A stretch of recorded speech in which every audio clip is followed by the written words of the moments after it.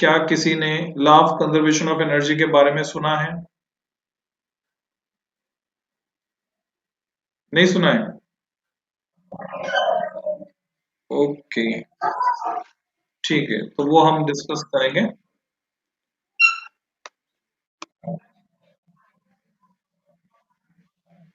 हाँ, एनर्जी को ना तो क्रिएट किया जा सकता है ना ही खत्म किया जा सकता है।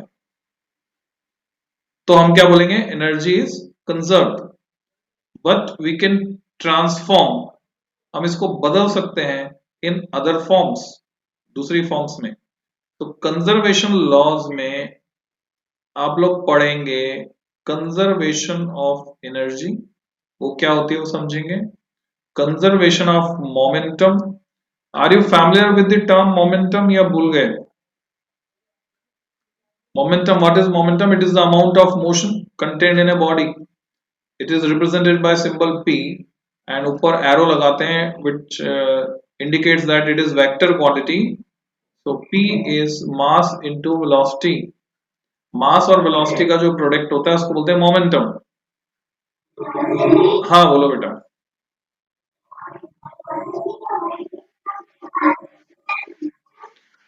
Mass into velocity. मास को, हाँ, मास इंटू वेलोसिटी। ऐसे एंगुलर मोमेंटम होता है जिसको आगे पढ़ेंगे। चार्ज, चार्ज भी कंजर्व रहता है। कैसे कंजर्व रहता है वो हम समझेंगे आगे। तो ये कुछ क्वांटिटीज हैं, कौन कौन सी? Energy, momentum, angular momentum, charge, etcetera, which are considered to be fundamental laws. इनके जो कंजर्वेशन लॉज ये कंजर्व रहती हैं। At this moment there are many such conservation laws. हम इसमें से कुछ को अभी पढ़ेंगे। So let's start with law of conservation of energy. इसको समझते हैं। सबसे पहले हम इसका स्टेटमेंट लिखेंगे बच्चों। लॉ ऑफ, हेडिंग लगाओगे तो अपनी नोटबुक में, कंजर्वेशन ऑफ एनर्जी।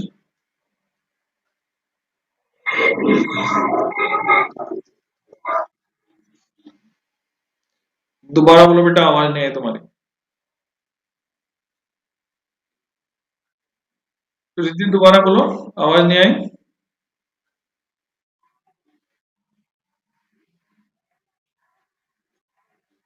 ठीक है, उसका ये पहला है law of conservation of energy.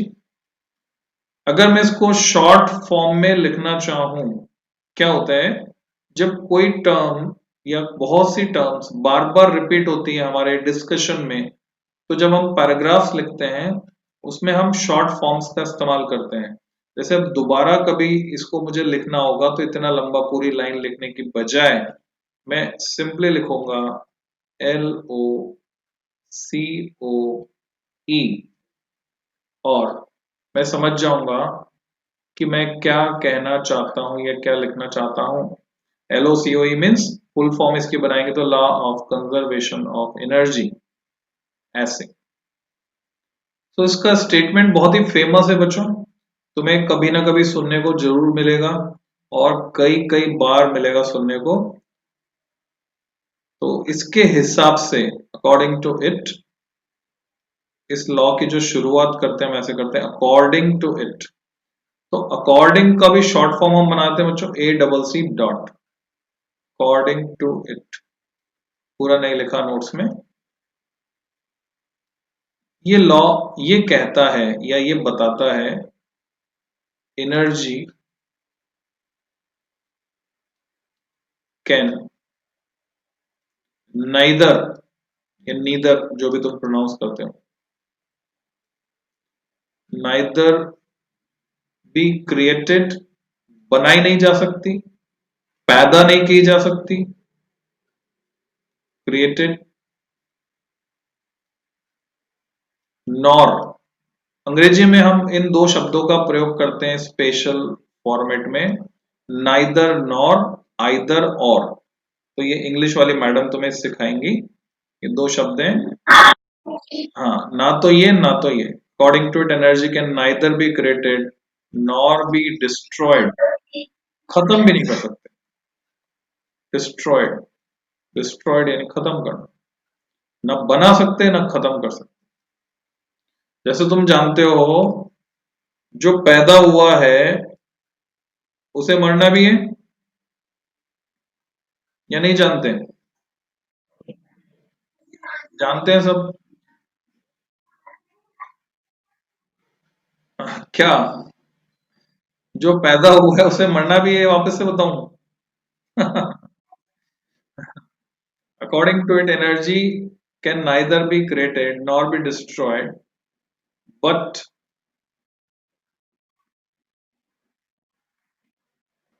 it can be। ऐसे बोलते हैं ना, मिट्टी से पैदा हुए मिट्टी में मिल जाएंगे। तो सब कुछ कहाँ से बना है, कौन से मटेरियल से बना है? We all are made of five elements. Which are these five elements? Can you name these five elements? These five elements are earth यानी मिट्टी, then अग्नि, तो फ्लेम, हाँ वायु, आकाश, पानी। Very good.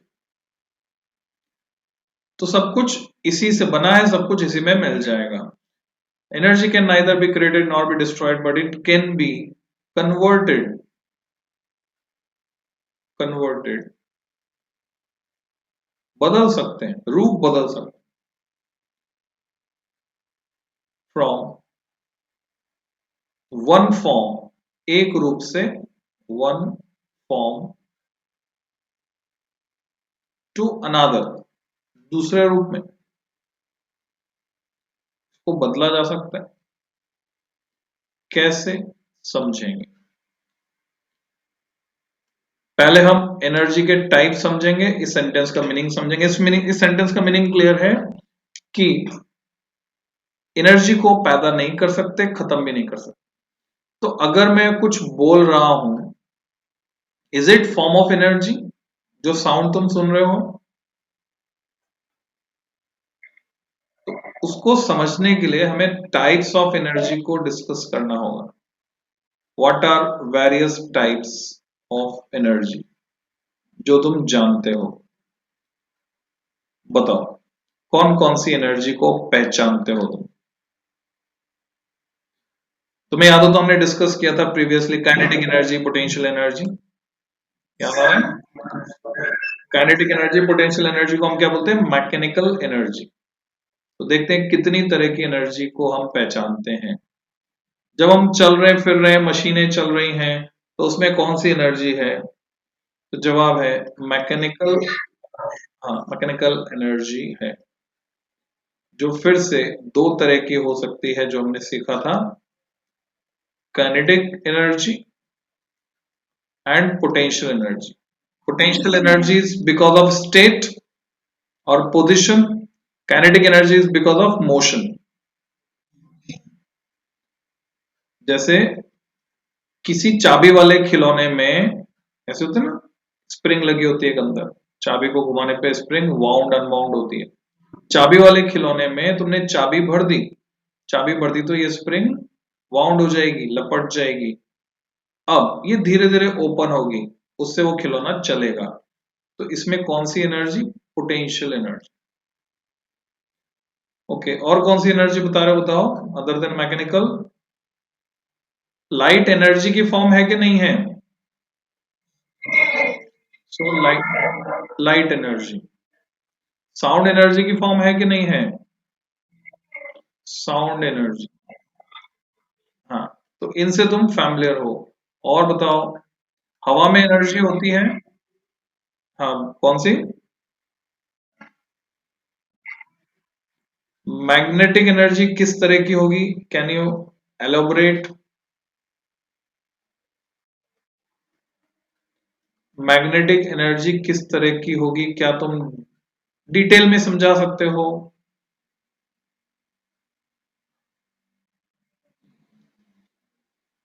सो इलेक्ट्रोमैग्नेटिक एनर्जी में डाल देते हैं हम उसको।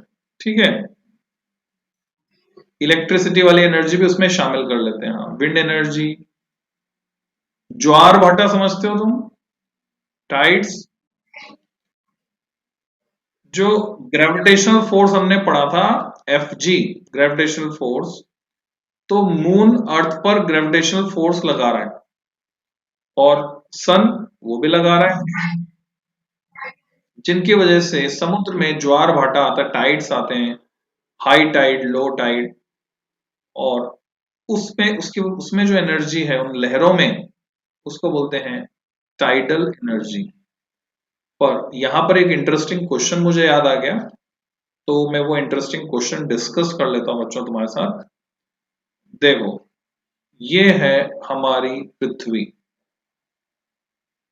ठीक है, नीले रंग की बना दी मैंने क्योंकि अर्थ का 3/4 पार्ट वाटर है, 3/4 हिस्से पे पानी है।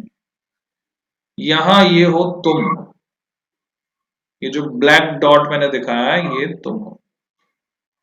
अर्थ अर्थ का जो मास है, जिस उसकी वजह से अर्थ तुम्हारे पर ग्रेविटी लगा रही है, तो तुम्हारा वेट काम कर रहा है towards centre of the earth.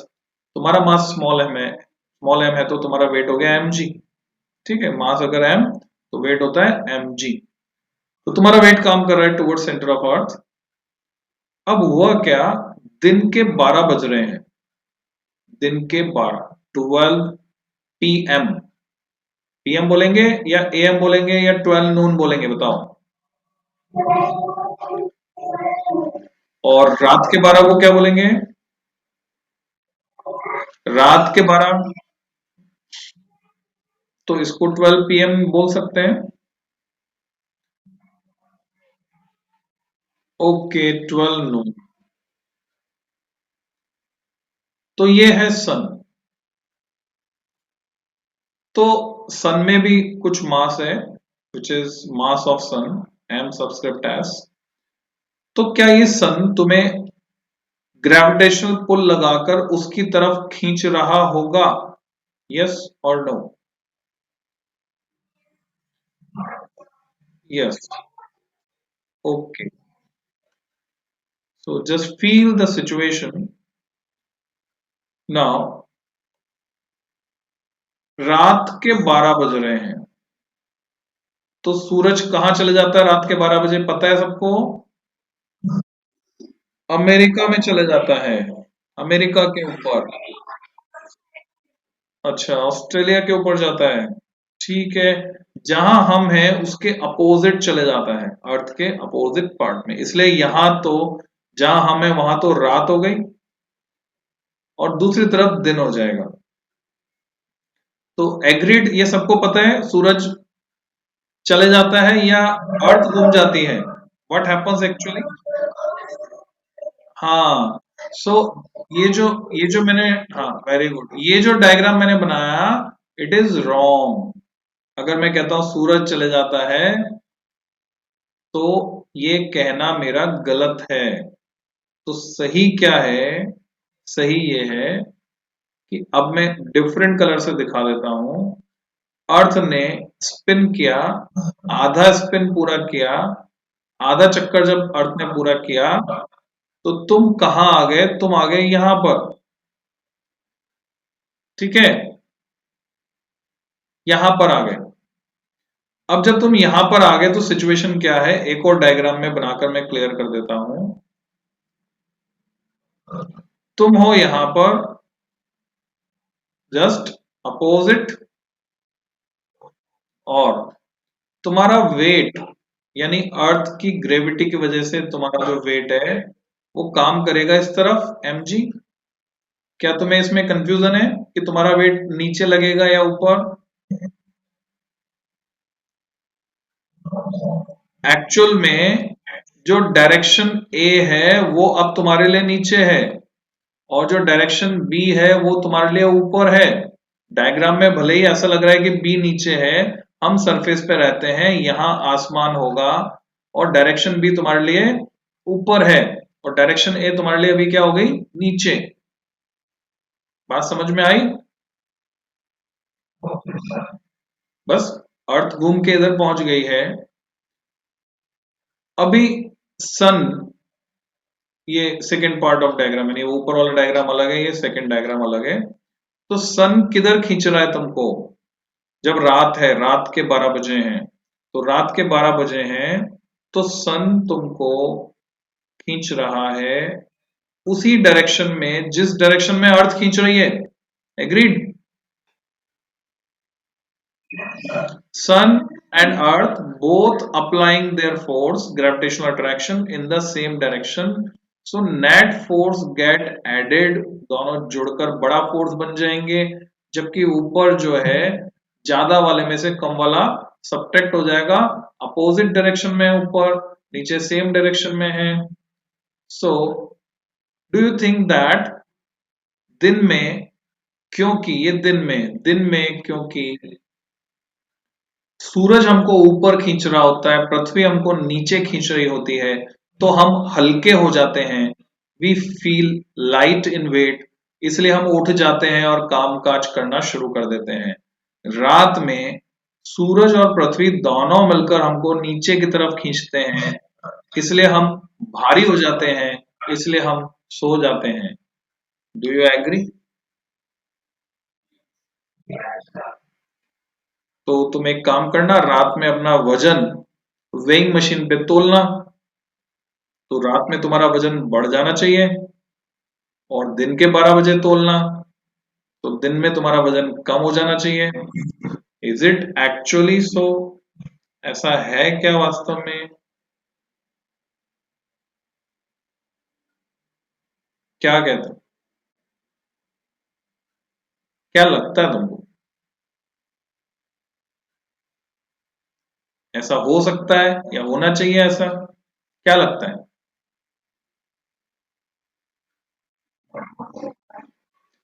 यानी रात में वजन अलग आएगा तुम्हारा, दिन में अलग आएगा?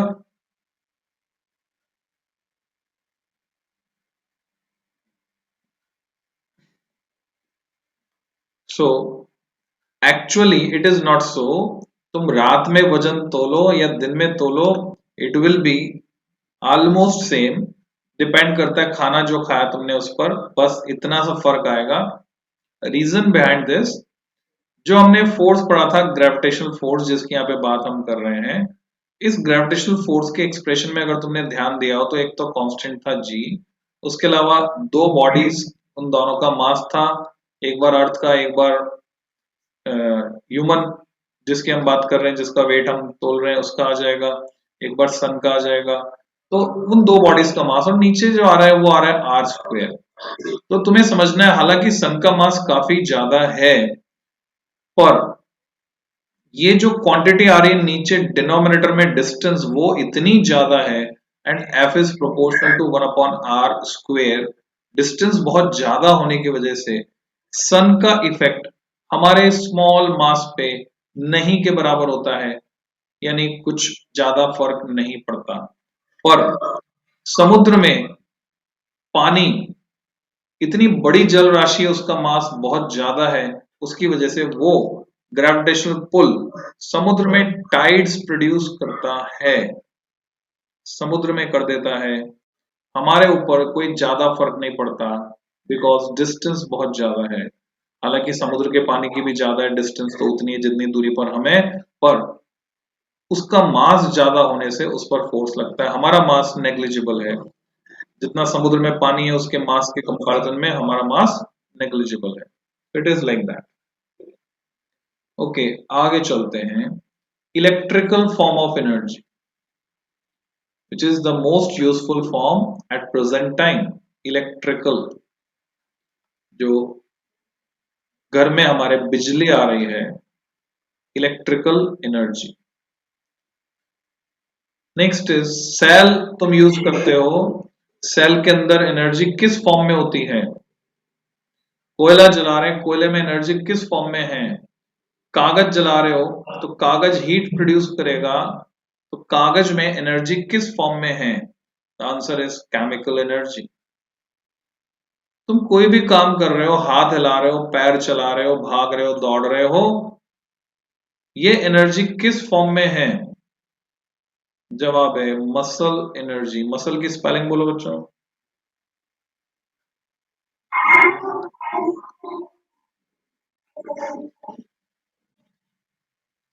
ठीक है। तो ये कई तरह की एनर्जी हमने देखी, इनमें और भी तुम ढूंढ सकते हो डिफरेंट डिफरेंट टाइप्स की एनर्जी, और भी मिल जाएंगी कई। तो जो लॉ है वो ये कहता है, जो भी एनर्जी है वो खत्म नहीं हो सकती और ना ही क्रिएट कर सकते हैं।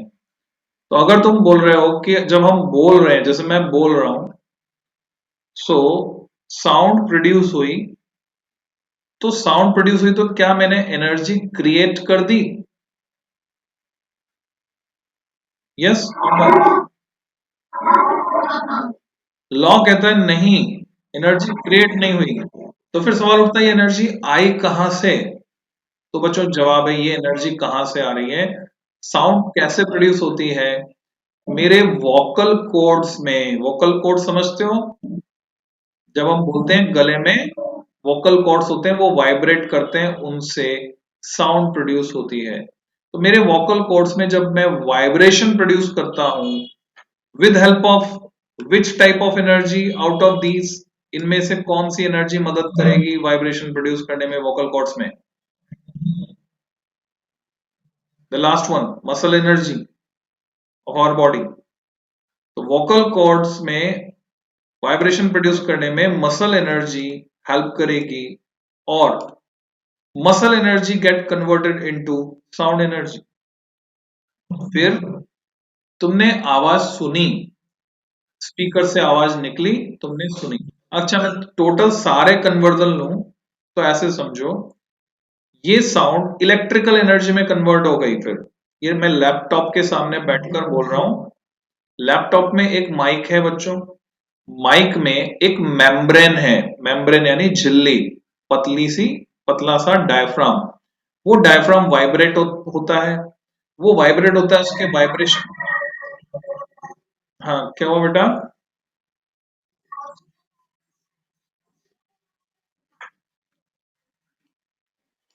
ओके, मैंने जो बोला, मसल एनर्जी कन्वर्ट हुई साउंड एनर्जी में, ये साउंड एनर्जी को माइक ने कन्वर्ट किया इलेक्ट्रिकल एनर्जी में। इलेक्ट्रिकल एनर्जी अब इलेक्ट्रिकल फॉर्म में तुम्हारे लैपटॉप या तुम्हारे मोबाइल या तुम्हारे टैबलेट तक पहुंची। तुम्हारी टैबलेट में जो स्पीकर है, उस स्पीकर को वो इलेक्ट्रिकल एनर्जी मिली। अब उस इलेक्ट्रिकल एनर्जी की वजह से उस स्पीकर के डायफ्राम में, उसके पर्दे में, उसके कागज में, उसके जो डायफ्राम है उसमें वाइब्रेशंस हुए, और ये वापस साउंड एनर्जी में कन्वर्ट हो गई। फिर तुम्हारे कान के पर्दों से जाकर टकराई और तुम्हें आवाज आई। So all this is conversion of energy, never ending energy, अभी खत्म नहीं हुई, डिसिपेट हो जाती। मान लो एक बॉल को तुमने गिराया, थोड़े टाइम बाद टप्पे खा खा कर वो रुक जाएगी, तो उसके पास पोटेंशियल एनर्जी थी, तुमने छोड़ा, उसने वेलोसिटी गेन की, नीचे जा रही है, सो काइनेटिक एनर्जी में कन्वर्ट हो गई पोटेंशियल एनर्जी। उसके बाद क्या? पोटेंशियल एनर्जी काइनेटिक एनर्जी में कन्वर्ट हुई, उसके बाद क्या? उसके बाद कहां गई? बता सकता है कोई?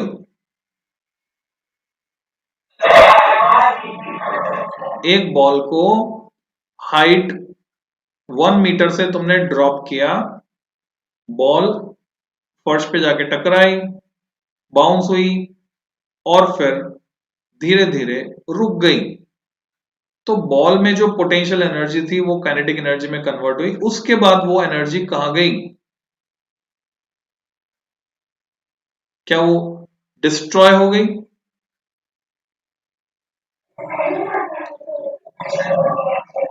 Actually it it get converted in heat and sound. वो जो धप धप आवाज आई, साउंड एनर्जी, और कुछ वहां से फर्श गर्म हो जाएगा जहां वो टकराएगी, साउंड एंड हीट में कन्वर्ट हो गई। क्या उसके बाद खत्म हो गई? जस्ट थिंक अबाउट, जितने भी तरह की हमने एनर्जी डिस्कस की है, तुम्हारे लिए एक्टिविटी है, नेक्स्ट क्लास में आने से पहले तुमको ये सोचना है इसके बारे में कि एनर्जी के कौन कौन से कैसे कन्वर्जन हो रहे हैं। हाँ बोलो बेटा।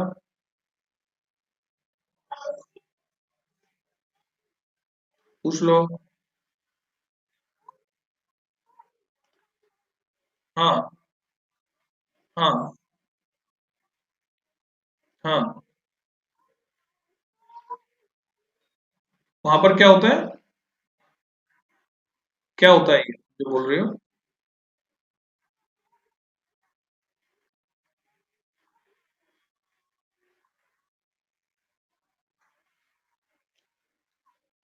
फर्स्ट पॉइंट जो तुम बोल रही हो मेरे को नहीं पता वो क्या होता है बेटा।